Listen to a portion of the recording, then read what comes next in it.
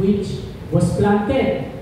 Kung ikaw naman ay kailangan lumuwas na Maynila, ba ikaw ay kailangan mag-strive sa trabaho, kung ikaw ay magiging construction worker, kung ikaw ay magiging waiter sa restaurant, o kung ano man ang magiging trabaho mo. Kadalasan, pag ikaw ay napadpad sa Maynila, most of the time, ikaw ay magiging part ng call center. Strive. Strive kasi ang call center kadalasan ay, ang tawag nila ay graveyard. Dahil ang mga company sa galing Amerika. So dahil tayo nasa ibang time zone, you have to strive because kailangan mo matrabaho sa mga madaling araw. From 10 p.m. hanggang sa 6 a.m. or 8 a.m. kung ano man ang magiging oras mo, you need to strive. At yung iba, kung hindi sila makahanap ng trabaho dito, katulad ng picture sa ilalim, you need to even go abroad. Meron tayong mga members na nurse. They have to go abroad. Dahil mas maganda talaga ang swelduhan ng trabaho at ang mga chances sa ibang bansa.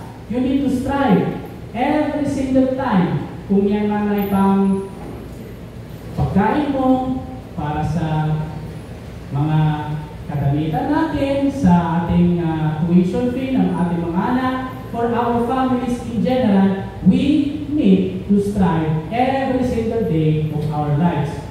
Hindi lang tayo nag-strive sa material na bagay o sa pagtatrabaho. Sa next slide, kahit ang mga pastor sa lugar po ng US or kahit sa Europe, they know that they need to strive too dahil may decline ang church.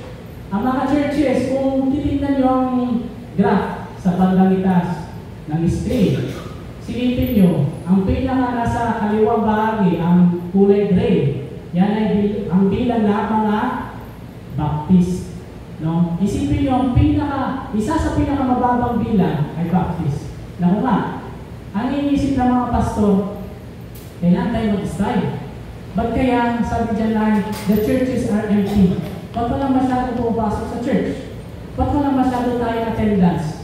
We need to strive. We need to be progressive. We need to change.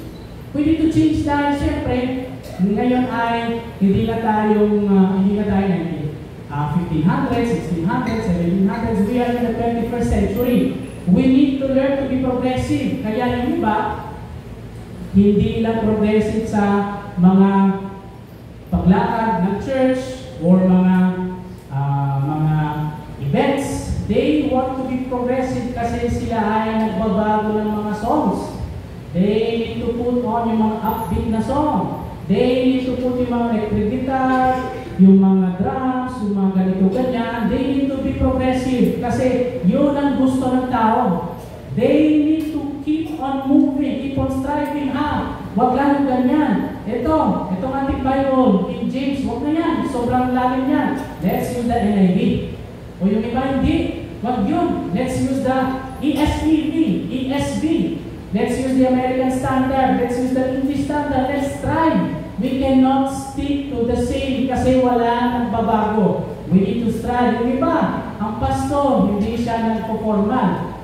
Kung hindi siya naka-suit and tie, dito sa Pilipinas, nakabarong, they think, no, hindi sila makakalimit sa amin. Siguro, kahit yung simple hoodie, kahit long sleeve, or kahit hindi na long sleeve, kahit t-shirt na lang. Simple pantalon, okay na yan kasi ganyan naman ang mga millennials. We need to strive. We need to keep on doing things dahil nagbago na ang tao. Simula noong 1900s or 1800s and so on and so forth.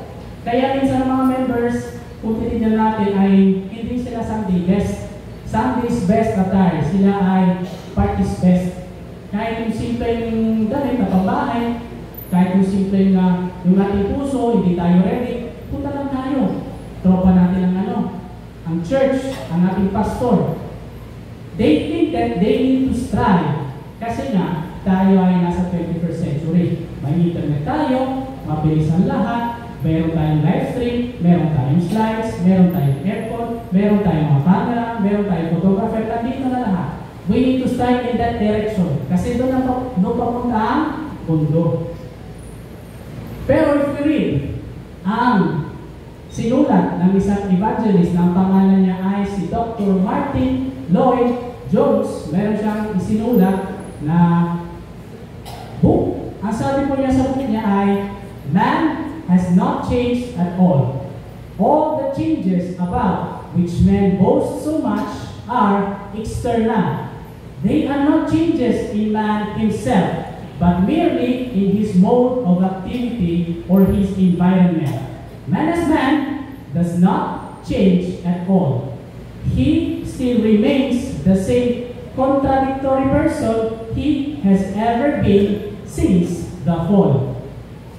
Ito pong pastor or evangelist na Welsh, which means galing Wales or UK, ang sabi niya, sa totoo lang, hindi nagbagong tao.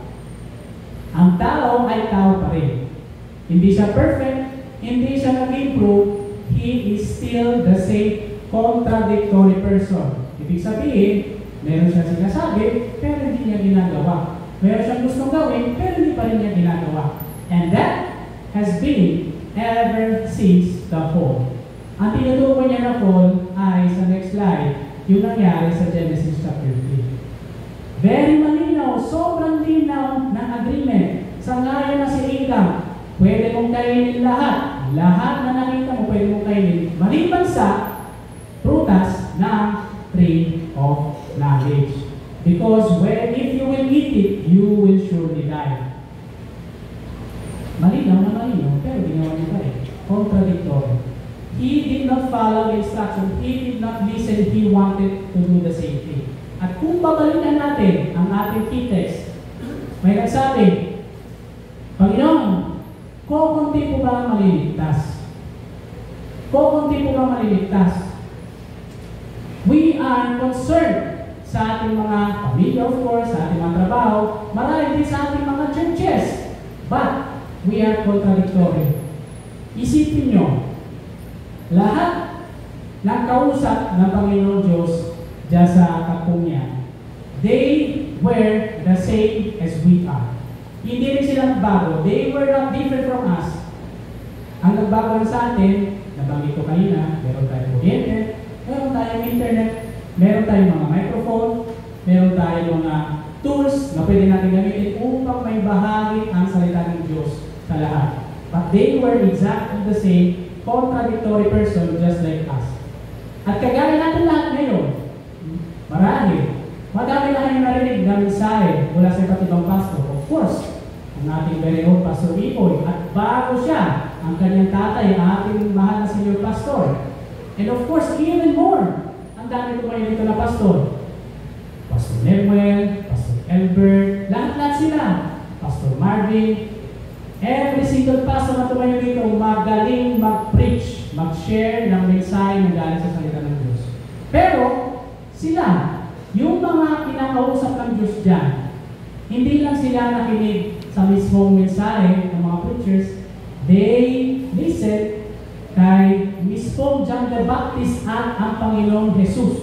Imagine niyo, you can hear the word of God from God Himself, but still, they were contradictory.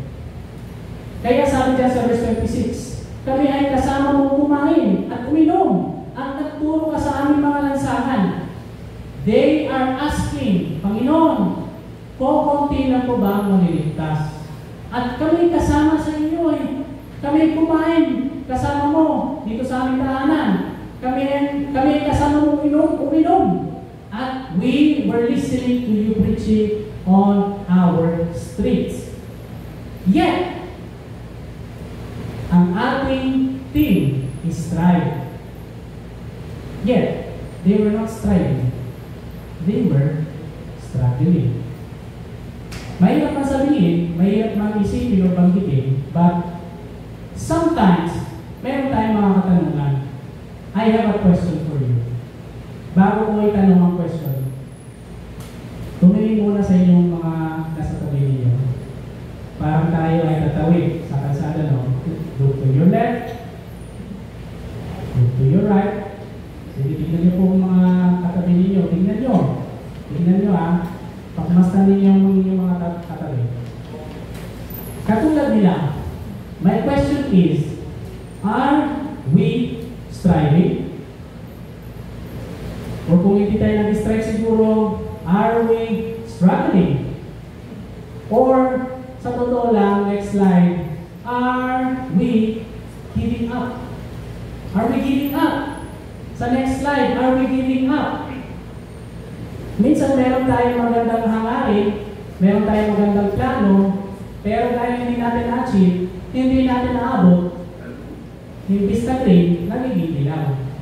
At pag yung dilaw, hindi tumataas sa bandang green, ay nagiging pula. Are we striving? Are we struggling? Or are we giving up? Are we struggling to share the Word of God?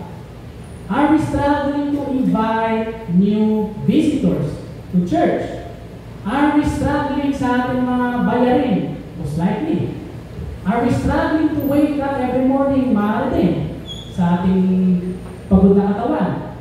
Are we struggling or are we giving up? Or are we just feeling done? Dito sa church, are we just sitting down here and wait for the pastor to preach at pagkatapos na mag-preach, amen, purihin ng Diyos at babalik tayo sa struggling? What is going on with our striving? Think for a moment. Think for a moment. Kung kulay pula, or dilaw, or green. Kung hindi tayo sure, itong mga tanongan. Unang tanong, what consumes your thoughts and energy? Ay, madali lang yan. Finance nga eh. Dami kong exam, dami kong quiz, dami kong inaabot na grades, dami kong kailangan tapusin. Kung gawin ni estudyante, ay, simple lang yan. Kailangan kong magbayad ng momento, next week, due date, kailangan kong magbayad ng tubig, kailangan kong magluto ng pagkain, magsahin, maglaba, maghugas, maglinis, ang dami yan. O sige, given na yan. That is what consumes your thoughts and your energy. Sige, next question. So kung yan ang energy at thoughts mo, where does your extra money go? Hindi mo pwede sabihin, ay, hindi, pangulam yan, hindi. Part na yan ang budget mo, eh. Hindi pwede extra money. Ano ba kayo mo kung wala kang pera? Where does your extra money go? Siguro sa mga ganitong projects, kailangan mo palitan yung ganito sa bahay, or kailangan mo bumili ng ganitong bagay sa aking anak, sa kanyang pag-aaral, kailangan mo bumili ng panibagong damit kasi sira na. Okay? But the next question is, how do you plan to use your extra time? Your thoughts and energy, okay, given na yan. Ito ang ating iisip araw-araw. Your extra money, pag extra, ibig sabihin special yan, hindi normal, extra. Sige, where or how do you plan your extra time? Meron tayo 24 hours every day. Wala akong 56 hours a day. I have 24 hours a day, just like you. How do you plan to use your extra time? Ikaw ba ay consuming your energy and your thoughts sa mga problema mo? Ikaw ba ay consuming your extra money during your extra time? Where is our answer here? Kung ano man ang sagot natin dyan sa mga katanungan na yan, ibig sabihin, doon tayo nag-strive. That is where we are striving because we are consuming our thoughts, we are consuming our finances, and we are consuming our time on the answers to these questions. All these things are where we are striving in our lives. Kung sisilipin natin sa Bible, when we hear the word strive, dito po sa New Testament, strive for something was used with the Greek word agonizomai or agonizeste. Yan ang kinuha mula sa salitang agony. No, dyan ang galing ang agony. When you think about agony, of course, you think about struggling, mga problema, mga challenges, mga trials. But the meaning of strive or striving is working hard for something or make every effort for that something or someone. So sa Bible, ibig sabihin, when you strive for something, it means you are really going after it. Lahat ng effort mo, lahat ng pera mo, lahat ng time mo, talagang kinukuha mo. Pinupursige mo yung bagay na yan o yung tao na yan. If you remember, actually, hindi tayo bago sa slide. Sa next slide, you can see every single thing from 2017 hanggang sa last year, 2024. With vision, going higher, we have Bring Them In, Living, we have Mission Possible, Ignite, Rooted in Christ, No Borderline at 39 at this year's Strive. When you say strive for something, ibig sabihin, put all effort in that something. Kasi kailangan gawin yan, hindi pwede hindi ko makuha yan. Kung sisilipin natin yan sa next slide. Nagawa na pala natin yan noong 2019. Now or never. Pag sinabi now or never, kailangan natin gawin yan. Now or never. Now or never, isipin natin. Ay, nag-strive na pala tayo. Ay, di, simple lang yan this year. Simple lang yan this year. We already chose to strive during that year. Now or never. When you strive for something, strive is a strong desire that produces effort by the person who is seeking for it. Pag tayo nag-strive na maging valedictorian ay talagang lahat ng ating kakayanan, gagamitin natin. Lahat ng oras para mag-review, lahat ng mga papel, isinulat na natin. Every single thing that we can do, we are doing it. We have a strong desire about that single thing. Pero kung sisilipin natin, saan banda sa Bible tayo makakuha ng strive? Madami tayong mensahe. Yung mga previous two messages from our Pastor Ibo sa next slide, di ba sabi niya, expectations versus reality. May expectations tayo, pero ito realidad. Same thing, ang Diyos, pero siyang expectations para sa atin, pero unfortunately, minsan, ibang realidad. Pero kung iisipin natin, ang Pastor Iboy mismo, siya nagbanggit na ang key text na yan, ang Ezekiel, chapter 22, verse 30, nakuha niya galing sa isa pang mensahe, which is what I have used. If you were here 3 weeks ago, meron tayong commencement exercises sa Bible School. May graduation. It was March 12, prayer meeting or midweek service. Ang nag-preach sa atin, kung kayo nandito ay ang very own head pastor ng OBBC ba po, ang Pastor Ruel. Pastor Ruel Atienza delivered a message which was entitled, Who Will Stand in the Gap? Sa Ezekiel chapter 22, verse 30, at ang sabi po ng Bible dyan, sa next slide, at ako'y humanap ng lalaki sa gitna nila na gagawa ng pader at makakatayo sa sira sa harapan ko para sa lupain upang huwag puwa sa akin. Ngunit, wala akong natagpuan. Wala akong natagpuan. Of course, kung kayo ay nandito ng gabing yun, ang tinutukoy ng mensahe ay naghahanap ang Diyos na magiging mediator, na magiging tulay or bridge para sa mga tao upang may deliver niya ang mensahe ng Diyos sa mga tauhan, sa people, to the citizens of the city. Ngunit, wala siya natagpuan. Very specific, pansinin yung kulay green, pansinin yung kulay pula. Yung kulay green, ginawa ng Diyos, yung kulay pula, tayo gumawa niya. Ngunit yun ang part, or ngunit yun ang tinutukoy ng mensahe, because we're talking about striving, we can say that God is striving, but we are not. God is striving, but we are not. Humanap ako ng lalaki, ngunit wala akong natagpuan. God is striving, but we are not. So sa mga pong ito, I would like to use the Bible to share tatlong klase na pag-strive. At tingnan natin kung ano ang ginagamit nating klaseng strive.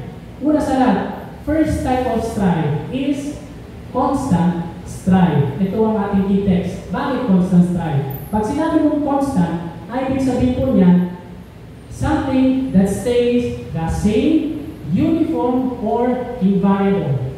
Kasi na dyan, God constantly strives ahead, but we constantly struggle behind. Kaya sabi dyan sa verse 24, magsikap kayong pumasok sa makipot na pintuan sapagkat sinasabi ko sa inyo, marami ang magsisikap na pumasok at hindi makakapasok. Jesus is on His way to Jerusalem. May pumuusap sa Kanya, Panginoon, kukunti lang po ba ang maliligtas? sinagot niya. Wala siyang sinagot na number, opo, mga 1,000. Hindi po, mga 1,000,000. Hindi po, buong mundo. Wala siyang sinagot na specific number. Ang tanong ay, kukunti na po ba ang maliligtas? Ang sagot ng Panginoong Diyos ay, hindi ilan ang maliligtas. Ang sagot niya ay, paano maligtas? Paano maligtas? Ang sabi niya ay, magsikap kayo pumasok sa makipot na pintuan. Ito mensahe kadalasan ay ginagamit sa soul winning. Because we know that the Lord Jesus Christ is the straight gate. You have to go through Him to be saved. That's the only thing you need to do. Pero sa umaga po ito, gagamitin natin yan upang tingnan natin kung paano tayo ay nagsisikap. He asked, how many will be saved? And Jesus said, strive to enter at the straight gate. We don't need to know how many will be saved. We just need to know how to be saved. Yun lang kailangan natin malaman para may bahagi natin ang salita ng Diyos. Constant strive. Constantly, we are not changing. You are uniform, invariable. Siya, ang Diyos, He is constantly striving for us. But tayo ay constantly struggling behind. Panginoong Diyos, kung kunti na po ba, huwag mong problemahin mo kung kunti lang ba o madami. Problemahin mo kung paano ang maliligtas. He is striving. We need to strive together with Him. Of course, pag sinabi mong magsikap kayong pumasok sa makipot na pintuan, pag sinabi makipot, ibig sabihin, hindi madali. Sinasabi niya sa iyo, magsikap kayong pumasok sa makipot na pintuan.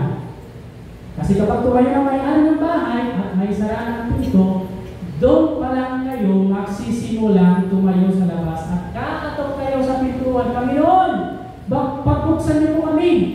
At sasagutin niya kayo na hindi ko alam kung saan kayo nanggaling. That's why we struggle behind. He is ahead, we are behind. We are behind because minsan meron tayong mga striving pero sa maling bagay. We are constantly striving minsan sa maling bagay. Minsan mali ang tanong, minsan mali ang motive. We are struggling. We are not striving just like Him. And then when you say, of course, kapag tayo ay pumasok sa makipot na pintuan, ang tawag dyan ay free will. Hindi ka pinipwersa ng Panginoon Diyos. Sabi niya, magsikap kayong pumasok. Wala siya sinabi, pumasok kayo dyan. Order ko yan. Commandment ko yan. Hindi, magsikap kayo. You have to strive. It's not easy. Kaya nga makipot. It's not strive.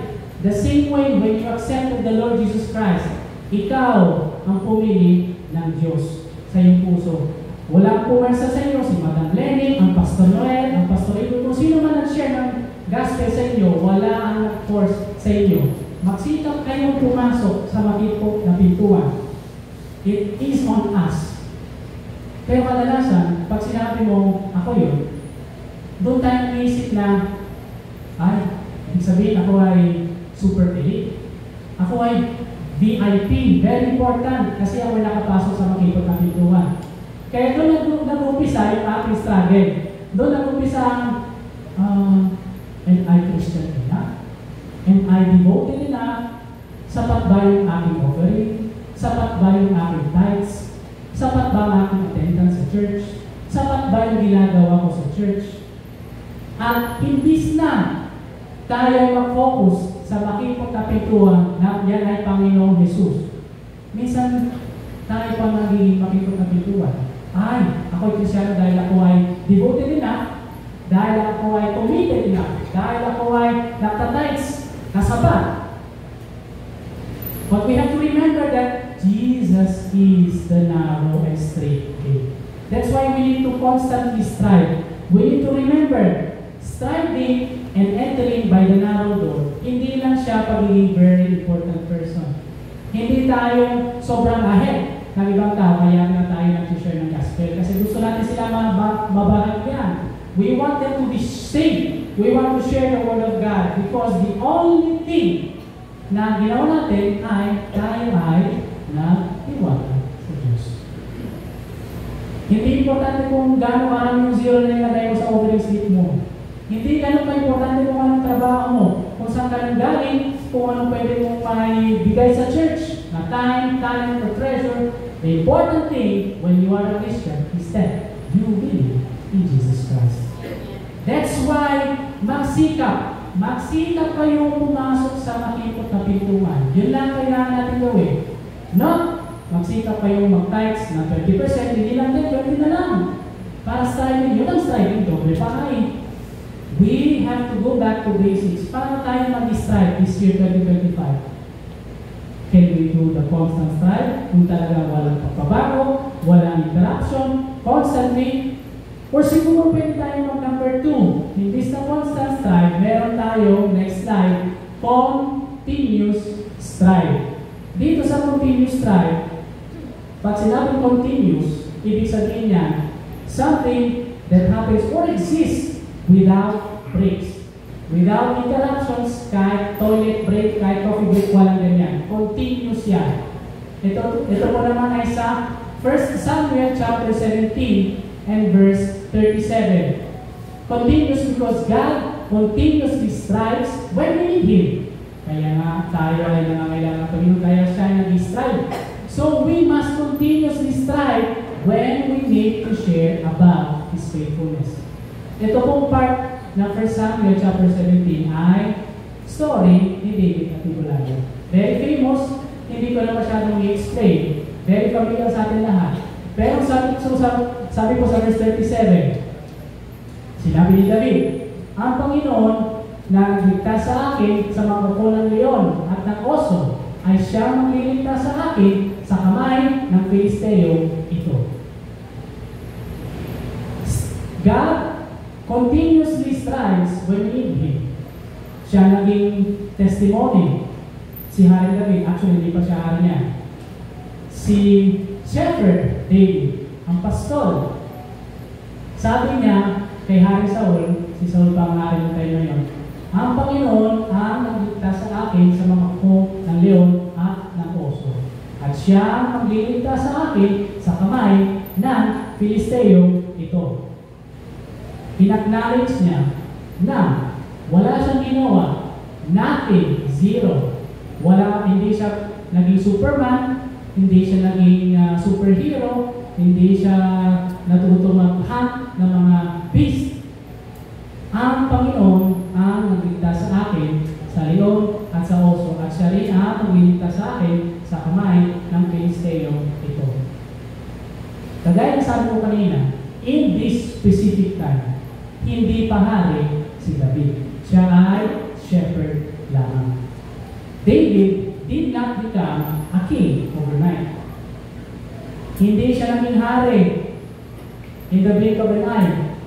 He used the faithfulness of the Lord. He used God's faithfulness to make step by step his history in the Bible. He was unknown, simpleng pastol. Pero siya ay gumawa ng kanyang salasay, ng kanyang history sa Bible. At siya ay ginagamit palagi sa mga message for being a man after God's own heart. He won after the lion, after the bear, and even after Goliath. David was just a simple shepherd. Kung isipin natin, yun naman ay simpleng janitor, yun naman ay simpleng naglalaba, tagawagkas ng plato sa restaurant, yan naman ay simpleng housewife o simpleng husband, yan naman ay simpleng nagbubuking. Pero yan ang example ng continuous strive. Hindi lang siya nag-strive, siya ay nagbabahagi ng pag-strive ng Diyos sa buhay niya. Wala siya sinabing, uy, alam mo, ng isang araw, meron ako nakitang layo. Pinatay ko yung layo. Wala kami ng 2 tupa, hindi, pinatay ko yan. Sabi niya, ang Panginoon ang nagligtas sa akin sa leon. And He will also spare me or save me from the hands of this Philistine. Each single time, he was able to defend the sheep only because of God's faithfulness. only because of God's help. Kung yan man ay leon, kung yan man ay bear, or kung yan man ay magnanakaw, he was able to accomplish his task. Bakit ginamit natin ang Shepherd David dito sa continuous strive? Following God's direction in the simple moments or tasks prepared David for bigger challenges. Pag sinabi ng pastor, kapatid, ikaw muna mag-mobile prayer. Ay, pastor, hindi ako magaling mag-prayer. Kapatid, ikaw muna mag-song lead. Kapatid, ikaw muna mag-anong sumingin dito sa mga bisita. Ay, pastor, kasi siyempre hindi ako anong sasabihin ko. If God or the man of God is entrusting you, ibig sabihin, kaya tayo. Ibig sabihin, ikaw ang pinili na lingkod ng Diyos o ng Diyos mismo. Just like David. Si David nga, pastor lamang. Simpleng bata lang yan. Baka wala pa nga siyang legal age. Pero, nanalo siya sa gulayan. Paano nangyari? Kasi nga, tapat ng Diyos. Minsan, meron tayong sobrang bigat na problema o sobrang liit na problema. Pero, nahiya tayo umuusap sa Diyos. No? Kasi, ay, ano lang yan? Simpleng bagay lang yan, kaya mo yan. Hindi ko kailangan na langit. Too often we call on God only when the problem is too big for us to handle on our own. Ay, Diyos, hindi ko na kaya. Mga 5 subjects na baksa. Ikaw na pumahala sa akin. Ay, late na. Ay, Diyos, hindi ko po kaya. Ngayon po, ang due date ng bayarin. Paano po kaya? Bakit tinatawag mo ang Diyos? Dahil alam mo hindi mo kaya. Alam mo ba na ang Diyos ay tapat? Siya ay tapat, and we can talk to Him constantly or continuously kasi siya ay nag-strive. Siya ay nagsusumika para sa atin. And we have to strive as well. Katulad ni David. Si David, isipin nyo, wala siyang ginawa. Siya ay nag-aalaga ng tupa. Wala nagsabi sa kanya, well, ikaw mag-backflip ka ng 30 times. Hindi. Diyan ka lang. Ang trabaho mo ay mag-alaga ng tupa. Wala nagsabi sa kanya, patayin mo itong leon, patayin mo itong oso. Wala. Ang ginawa lang niya ay trabaho niya. Trabaho niya na may kasama ang Diyos sa puso. He is the example of continuous strive. Maaari, kanina constant, ngayon continuous. Sa totoo lang mahirap, pareho yung mahirap. Marahil ang pangatlo ay ang pinaka-similar sa ating pag-strive. Constant, walang constant sa buhay. Alam niyo ang constant, yung hindi mawawala sa buhay. Ang Diyos. Tubig nga, mahinang tubig sa amin. Kuryente pa. Land of brownout tayo dito sa Mindoro. Walang constant. Walang constant, walang continue sa buhay. Diyos lamang. That's why we need to strive. Sabi ng Diyos, magsikap kayo, pumasok sa makipot na pintuan. Wala siya sinabi na, malawak ang pintuan, makipot nga. Ibig sabihin, mahirap. We need to strive. Ang mahirap, ang buhay ay mahirap, hindi siya madali. That's why we need to strive from the moment we come out in this world. We strive for air, we strive for food, we strive for new things.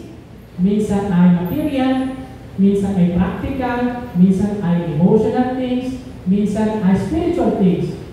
But that's the difficult part. Nothing is constant, nothing is continuous, only God. Our perspective should be just like David. We must make sure that we call on God and we strive for Him continuously. Mahirap yan gawin. When we experience God in the small things, we will learn to experience God in the big things. This year is our 40th church anniversary. Pag sinabi mo 40, ibig sabihin, may 39 years na nauna dyan. Pag ikaw ay naging 40, ako nga, hindi pa ako 40 years old. Pag nakarating ka ng 40 years old sa isang church, aba, malaking bagay yan. Hindi ganun karaming church dito sa Mindoro na 40 years active. When you you learn to appreciate God in the small things, you will learn to appreciate Him in the big things.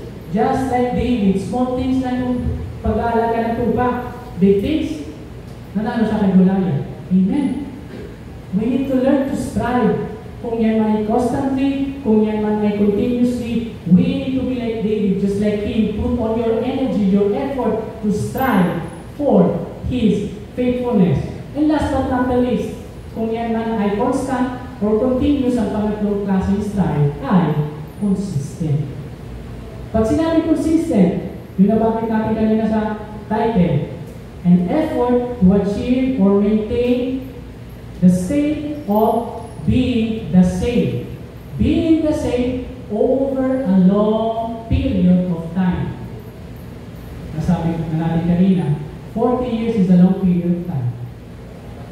Hindi man ako 40 years old, but I will strive to be consistent. Kasi doon tayo ay patungo. Ang ating example dito ay sa Book of Matthew. Book of Matthew, chapter 14, verse 22. Ang sabi po dyan sa Bible ay, chapter 14, verse 22, pagkatapos ay pinasakay niya kaagad ang kanyang mga alagad sa bangka at pinauna niya sa kabilang ibayo habang pinapauwi niya ang maraming tao. Kung kayo ay familiar, itong part ng Matthew 14 ay yung pagkatapos nilang mag-feed ng multitude. Kapirasong isda, kapirasong tinapay, pero pinakain nilang multitude. Miracle yun. At pagkatapos nga, pinauwi ng Panginoon Diyos ang kanyang mga disipulo. Sige, umuwi na po kayo. At ako lang bahala dito magpauwi ng mga tao. Simple instruction, that's why we strive in abiding His principles. We strive in abiding His principles. Yung 10 utos, are we striving to follow them? Of course. Or sana naman. We are striving just like the disciples, sumunod sa utos ng Diyos. Umuwi na muna kayo at ako nang bahala magpauwi ng multitude. Kayo na pong bahala umuwi mag-isa. We strive in abiding His principle, good.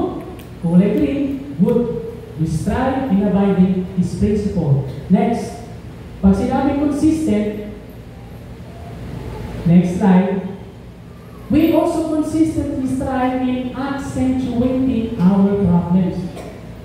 Pabira, accentuating. Alam niyo, pag mga accent or puntong Pampanggenyo, puntong Mindoreño, puntong Bisaya, puntong Bicolano, puntong Ilocano, may specific na parts sa ating pananalita na accentuated. Pag sinabi ng accentuate, kahit mo simple pag-ibig, 1, 2, 3, 4, 1, 2. We accentuate our problems. Doon tayo nakatingin sa mga problema natin. Sabi sa verse number 24. Next. Ngunit ang bangka ng mga sandaling iyon ay malayong-malayo na sa dalampasigan na hinahampas ng mga alon. Sapagkat pasalungan sa kanila ang hangin. Kanina, sumunod tayo sa utos ng Diyos. Sige, umuwi na muna kayo kung bahala dito sa mga tao. Umuwi na nga tayo. Pero consistently, tayo nag-strive, tayo nag-effort. Pero sa mga problema natin. Nandun na tayo sa bangka. Pero sa mga sandaling yun, ay malayong-malayo na sa dalampasigan at hinahampas pa ng mga alon ang ating bangka. Na madaling araw na ay lumapit siya sa kanila na lumalakad sa ibabaw ng dagat. Sumunod tayo sa utos. Ang utos ay nag-create ng panibagong problema. Diyos, sabi mo pag ako ay tumanggap sa iyo ay magiging maginhawa ang buhay ko. Hindi, wala nang sabi na gano'n. Kaya na tayo Kristiyano kasi alam natin na kailangan natin ang Kristo sa puso. We know that we are not perfect. That's why we need Him in our lives. We need Him in our lives. Kaya pag sinabi ay kayo Kristiyano, kaya mo perfecto kayo. Hindi. No one is perfect. That's why we are Christians, because we need Him in our lives to be perfect. That's why we need to strive to enter the straight gate. Tayo sumikap dahil kailangan natin siya sa ating mga buhay. Pero ang ating pagsusumikap, minsan ay para sa problema. Sumunod nga tayo sa utos ng Diyos, o ng pastor, o ng ating core group leader, kung sino man ang utos sa atin. Pero ating pagkain, hinahampas ng mga alon. Hinahampas ng mga alon at malayo-malayo tayo sa dalampasigan. We strive. Not only the good things, minsan we also strive in our problems, trying, ako naman. Anong klaseng Kristiyano yan? Mag-church niya pero gano'n pa rin ang buhay niya. No, that's not the point. That's why you go to church. So that you learn to strive and you learn to teach other people to strive to enter the straight gate. Dahil minsan ay madaming problema, huwag naman sana tayo mag-strive sa problema natin. Ito, pagbasta natin. Hindi lang tayo nag-strive sa mga problema natin sa next slide. We also consistently strive. Diyan sa verse number 28. At nang makita ng mga alagad na siya ay lumalakad sa ibabaw ng dagat, nasindak sila na nagsabi, ang multo! Nagsigawan sila sa takot. May problema na nga, ang lakas ng hangin, ang lakas ng hangin, ang lakas ng alon. Takot na tayo kasi baka mamaya tumawag ng bangka. Tapos, meron pa sila nakita. May naglalakad sa ibabaw ng dagat. At siya, multo! Ang sagot, ngunit nagsalita agad sa kanila si Jesus na nagsasabi, lakasan ninyo ang inyong loob. Ako ito, huwag kayo matakot.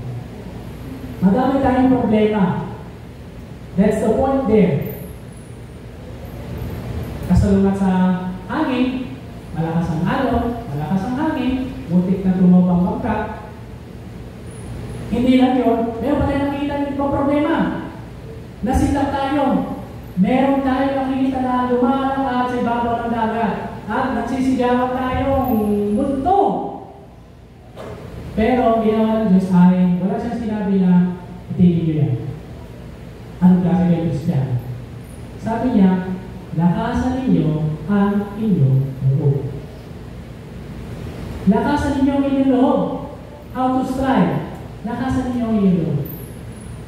How to continue. Kanina nga, ang special number, League of Legends, quartet. Pwede kong gamitin yan sa ating mensahe sa umagang ito. How they can reach their age by serving the Lord in their lives by striving consistently. Ngunit mahirap, hindi natin alam kung kailan tayo tatawagin ng Diyos, but we are going to strive for consistency. At kung meron tayong problema, may green na sagot dyan palagi, lakasan ninyo ang inyong loob. Ako ito, huwag kayo matakot. Minsan meron tayong mga problema. Yung pala, hindi natin alam. Testing na pala yun. Tinetesta ng Panginoon kung tayo talaga ay tapat sa Kanya, kung tayo talaga ay nag-strive. Hindi lang yung strive sa school, hindi lang yung strive sa trabaho. Tayo ba ay nag-strive sa church? Tayo ba ay nag-strive pag Sunday? Tayo ba ay nag-strive pag Wednesday? Tayo ba ay nag-strive pag outing? Yun, ating strive yun eh. Minsan tayo mag-outing, strive tayo. Pero every single Sunday, every single midweek prayer meeting, tayo ba ay nag-strive?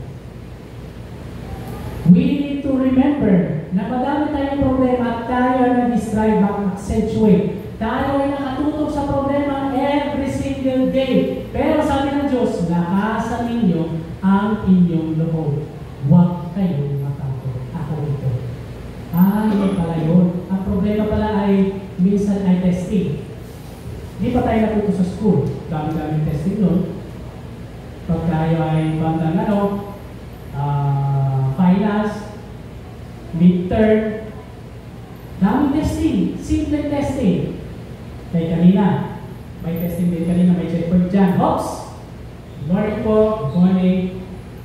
Simple bagay, minsan tayo ay nag-accentuate ng bagay. Pero sabi ng Panginoon Diyos, lakasan ninyo ang inyong loob. Hindi lang yan. Sa next point, we don't only accentuate our problem, we also strive consistently in asking for our petitions. Aba, wala na naman.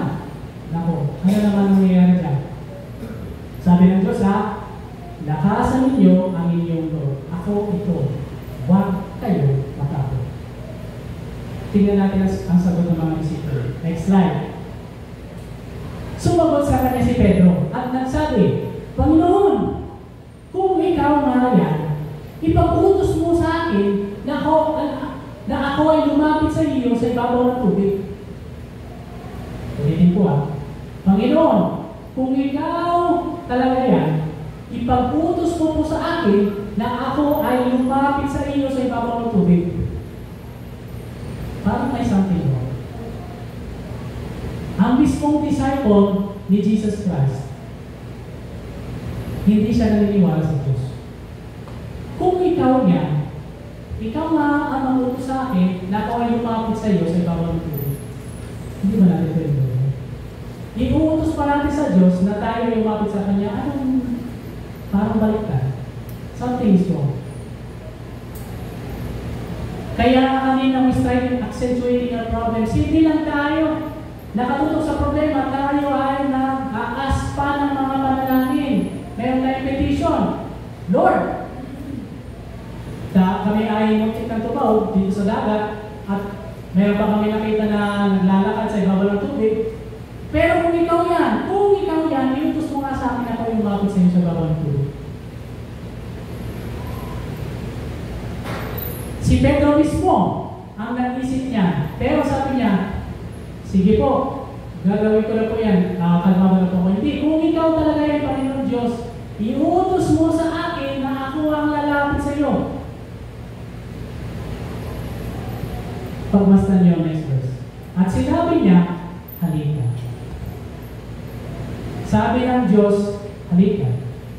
Walang sagot ng Diyos na, sino ka ba? Hindi mo ako kilala. How dare you? Ang sabi ng Diyos ay, halika. Madami tayong request. Ano sagot sa atin ng Diyos? No problem. Here you go. Ito na. Sinabi niya, halika, kaya bumaba si Pedro sa bangka at dumakad sa ibabaw ng tubig patungo kay Jesus. Amen? Bira din. Naglalakad ang Panginoon Diyos sa ibabaw ng tubig. Si Pedro din, bira din siya. Verse 13, ngunit, nang mapansin niya ang hangin, natakot siya. At nang siya ay papalubog na, ay sumigaw siya, Panginoon, iligtas mo ako. Hindi lang tayo nag-accentuate ng problem, tayo ay sobrang dami nating mga request. Sobra tayong mag-request sa Panginoon Diyos. Meron tayong problema, Diyos, Panginoon Diyos, please lang po, tayo pa ng pambayad. Panginoon Diyos, paano po ng pagkain? Lord, help me Lord to preach this morning. Madami akong iniisip, madami akong problema. Ang sagot ng Diyos ay, kanina, lakasan ninyo ang inyong Lord. Huwag kayo matakot. Now, ang sagot niya ay, halika, palaging dream, palaging striving. Wala siya sinabi, grabe ang problema mo, baka hindi mo kayanin. Sige, manalangin ka na lang at ako ay manalangin din. No? Sabi niya, lakasan ninyo ang inyong mga Lord. Huwag kayo matakot. At ngayon, halika. Nag-utos sa kanya ang mismong disipulo niya. Wala siya sinabi, how dare you? Wala siya sinabi, sino ka ba? Ako ang mismong Diyos. Hindi, sabi niya, I got you. Come here. Come. Halika. Hindi pa nga tapos. Sabi, nung napansin niya na malakas ang hangin at natakot siya ay, Panginoon, ligtas mo ako. Parang, there is something wrong. There is something wrong because God is answering everything that we ask Him. Wala siyang pangit na sagot, wala siyang wrong terms, wala siyang wrong words, wala siyang wrong intentions. Ginagawa niya lahat na nire-request natin. Pero, pasayin nyo, paulit-ulit ang kulang. Paulit-ulit. Ang bangka, kanina, buntik na tumaob. Tapos may nakita sila na naglalakad sa ibabaw ng tubig. Tapos ngayon, inutos pa niya ang Panginoon Diyos. Kung ikaw yan, ay iutos mo nga sa akin na lumapit sa iyo. At nung lumapit na nga siya, na ulit ang problema. Ay, mahal pala. Ay, ako ay palubog na. Panginoon, niligtas mo ako. Kung tayo ay nag-distract, Lord, pasensya na po, wala po talaga kami makain. I'm praying, Lord, for a stable job. Trinat ng Diyos. Meron a stable job. Wala naman tayo. Diyos, I pray na nawa ay maging Sunday ang aking off. Naging Sunday ang off mo. Pero gusto mo matulog. Ay Diyos, bigyan mo po ako ng kalakasan upang ako yung makapag-church. Ang daming request. Every single time, sinasagot ng Diyos ang ating mga request. Meron tayong karagdagan. Every time, Panginoon, kung ikaw yan, ipaputos mo sa akin na ako yung lumapit sa iyo. Hindi ba natin pwede yun? Iutos pa natin sa Diyos na tayo lumapit sa Kanya.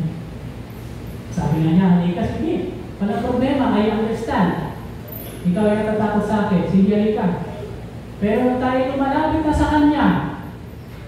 Nandito na naman tayo sa paligid. Nandito na naman tayo sa mga problema. Ay, pambihira, hindi ko pala kayo maging Kristiyano. I cannot come to service. I cannot come to prayer meeting. Madami mong iisip. Panginoon, iligtas mo ako. Panginoon, iligtas mo ako. We strive in abiding, in following His principles. We also strive in accentuating our problems. Doon tayo nakatutok sa problema. At hindi lang sa problema, madami tayong gustong mangyari sa ating buhay na minsan ay magiging problema pa. We strive in all those things. But last but not the least, next slide. Hindi lang tayo nagpo-consistent sa mga pulang bagay, but God consistently strives in answering our prayers. Ang dami nating problema, ang dami nating request, pero green pa rin ang ginagawa ng Diyos. God consistently strives in answering our prayers. Bakit? Sa verse 31, inabot kagad Jesus ang kamay niya at hinawakan siya. Yan kasimple. Kanina, huwag kayong matakot. Lakasan ninyo ang inyong mga loob. Ako ito. Ang pangalawa, halika. Yung pangatlo, may sagot pa rin. Inabot niya agad ang kanyang kamay at hinawakan siya. Na sinabi sa kanya, o ikaw na maliit ang pananampalataya, bakit ka nag-alinlangan? Bakit tayo nag-alinlangan? Ang OBBC Calapan will celebrate 40 years in the ministry. Hindi madali. You can ask ang Ma'am Lenny, hindi naging madali ang 40 years na ito. Madaming ups and downs. Hindi lang yearly, even daily. Madami tayong ups and downs. Dito nga lang sa church. Paano ba sa ating mga pribadong buhay? Every single one of us, madami tayong tinutukoy na problema, madami tayong nag-strive sa ating pag-aaral, pagtatrabaho. But then again, palaging dream ang ginagawa ng Diyos. Palagi siyang nag-strive. Constantly, continuously, and even consistently. That's why, ang sinasabi natin dyan, what kind of striving are you really doing? Ano ang ibig sabihin itong mensahe sa ating pagkatapos? Strive. Tayo ay magsusumikap. Tayo ay nagpupunyagin. We are striving for what? We are striving kasi yun ang pinili ng Pastor Liboy kasi of course, siya ang ating leader. Siya ang namuno sa church. Of course, the leader of our church, the leader of lives, is not other than the Lord Jesus Christ. But why are we striving? Kasi may nagsabi sa atin. Anong klaseng pag-strive tayo? Anong klaseng strive ang pipili natin, yung constant, yung hindi nagbabago, yung continuous, yung talagang kahit simple toilet break, simple coffee break, walang tigil, o yung consistency. Yung pinipili natin na tayo ay paangat ng paangat. O kahit tayo ay tumigil dito mga 5 minutes, mga isang oras, mga isang buwan, mga isang taon, tayo ay babalik pa rin doon sa ating pag-strive. Same level. What is the challenge? Ano ang mapupulot natin ng lesson dito sa pag-strive? Strive for consistency. When you think about strive, ang iisip natin palagi ay school. Strive sa grades o trabaho. Strive sa pagtatrabaho para tumaas ang sweldo, para tumaas ang mga power of piliin. Is it possible that all of us are striving sa ating mga iba't ibang paraan? All of us are striving. I'm not sure. Minsan ako hindi ako nag-strive. But let me tell you, every single time na ako ay tumatayo dito, hindi lang tayo nag-strive ang mga preachers dito sa pag-aaral ng salita ng Diyos. I relate with this dahil ako ay nagsusumikap at Tagalog. Ang hirap sa akin.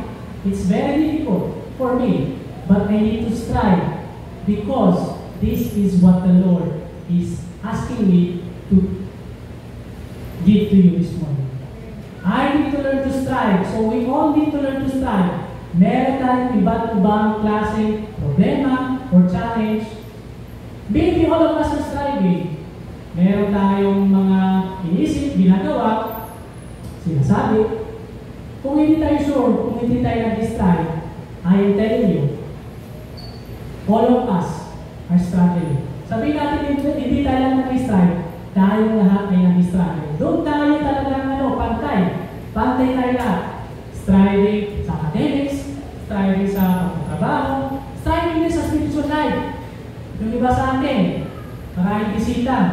Yung iba sa atin, maraming sobrang active before. Now, medyo like no. Now, medyo siguro dahil sa pandemic, dahil sa sobrang laki ng pagbabago ng mundo, we are struggling. It's normal. It's part of life. And of course, walang mali sa paghahanap ng trabaho. Kailangan natin ng trabaho, kailangan natin ng sweldo, kailangan natin ng pambili ng pagkain.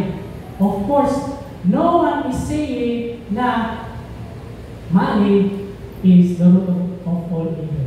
Hindi, sabi sa Bible, the love of money is the root of all evil. Walang problema sa pera. Kailangan natin ng pera para mapatakbo natin ang church. This church does not work on prayers. Of course, we also need to pay for our medical, ang ating internet, ang ating mga kakulitan, everything. We must strive for it. The question is, are we striving for the right thing?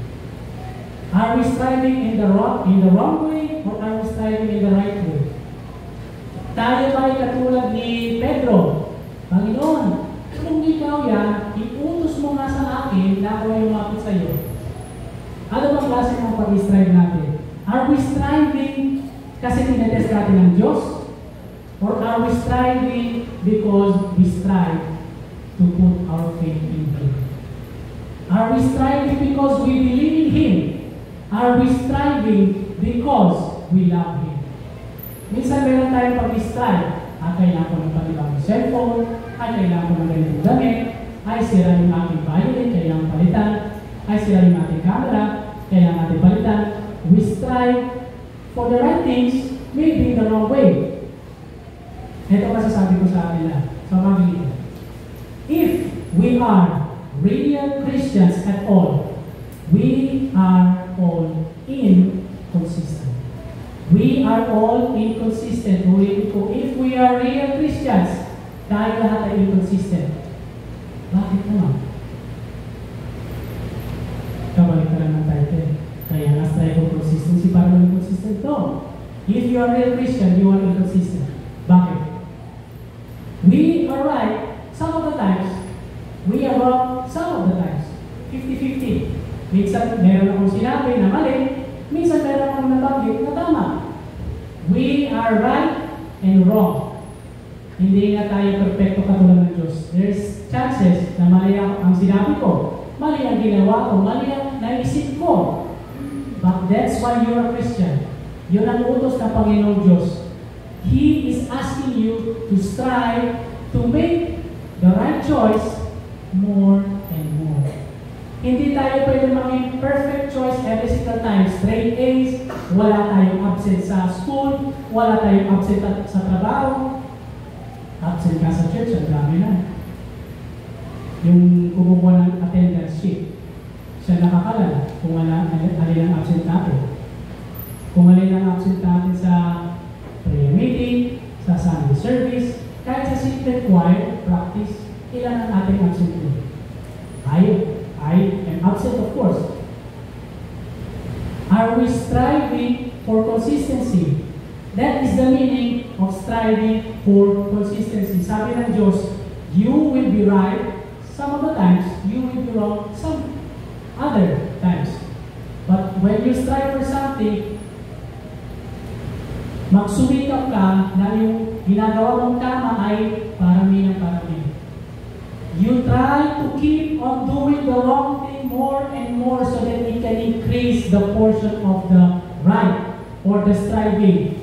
Kung gagamitin natin ang Panginoong Diyos bilang example, Jesus Christ, He chose to strive all His life because He followed His Father's commandment. John 3:16, for God so loved the world that He gave His only begotten Son. Yun ang trabaho ng Panginoong Jesus. He was given to us so that we can be saved. Wala siyang sinabing, I don't want. Wala siyang sinabing iba na lang.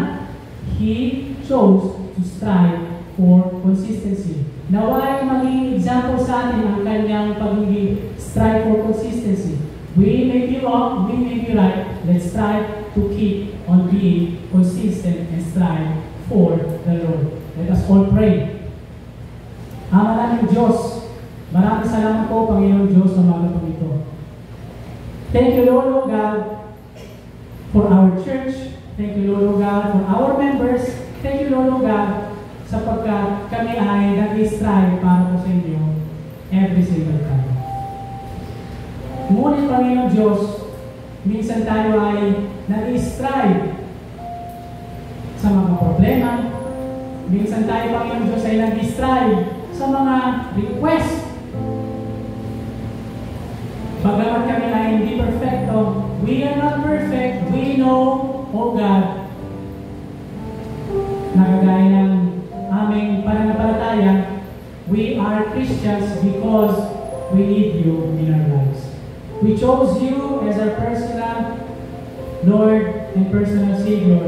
We pray, Lord of God, sa umaga po ito, bagamat hindi madali ang magsikap upang makapasok sa makipot na pintuan. We pray, O God, kung ano man ang klase ng pag-strive namin sa aming buhay, kung yan man ay constant, kung yan man ay continuous, or yan man ay consistent. We pray, Lord of God, lead the way. Bagamat sa mensahe nito, nakita po namin na kayo pala rin nauna. Kagaya kay David, you are always striving ahead of us. You are always there with us. Minsan, hindi natin namamalayan. Minsan, hindi natin nakikita, nararamdaman kung paano nyo niligtas ang Haring David sa mga leon, sa mga oso, at kay Goliath. We pray, Lord of God, may you teach us through the life of Peter. We may continue to strive in trusting you. Yun lang naman ang kailangan namin, Lord. Kaya kami ay naligtas. Kasi kami ay nagbigay ng tiwala sa iyo. We pray, O God, sa mga po ito, sa aming mga members, sa aming mga trials, sa aming mga challenge and struggles. We pray, Lord, O God, na ibigay niyo po sa amin ang kalakasan. Kagaya na sinabi niyo,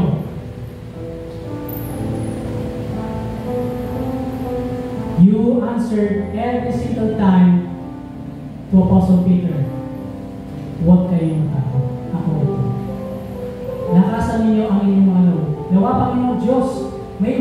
reminded of this simple answer from you. The world is dark, the world is scary, the world is hard. Hindi madali mag-strive. But we pray, oh God, this morning, teach us to be consistent. Yan ang pinakamahirap. Walang constant, walang continuous sa buhay, kayo lang. Hindi kami perfecto kagaya niyo, but teach us to strive for consistency, to start to keep on going up, to keep on growing up, and to keep on giving for the church, for the ministry, and for our brethren. We pray, oh God, sa OBBC Calapan, sa aming pastor, ang kanyang pamilya. We pray, oh God, use him, Lord, on this day. Use him, oh God, to save more souls. Use him, oh God, to reach more souls. And I pray sa aming mga buhay, lead us, oh God, in every destination, in every decision, and every single thing that we will do. Nawa ay maluwalhati ang iyong pangalan. Maraming salamat po, Diyos, sa inyong katapatan.